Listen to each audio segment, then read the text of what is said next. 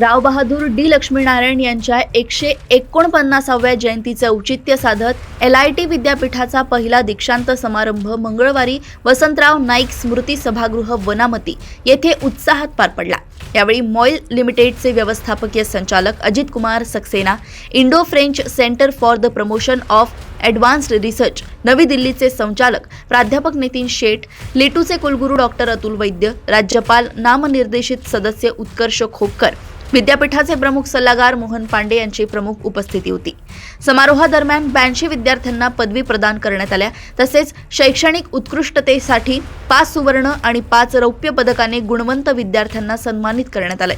IIT सोबत सुसंगत राहण्यासाठी LIT मधील प्राध्यापकांचे सेवानिवृत्ती वय 65 वर्षे करावे अशी मागणी राज्य सरकारकडे केली असल्याची माहिती लक्ष्मीनारायण इनोव्हेशन टेक्नॉलॉजिकल युनिव्हर्सिटीच्या बोर्ड ऑफ गव्हर्नन्सचे अध्यक्ष पद्मश्री प्राध्यापक गणपती यादव यांनी दिली। यामुळे शैक्षणिक गुणवत्ता टिकून राहून नोकरी मागणाऱ्यांपेक्षा नोकरी देणारे विद्यार्थी घडतील असा विश्वास प्राध्यापक यादव यांनी व्यक्त केलाय।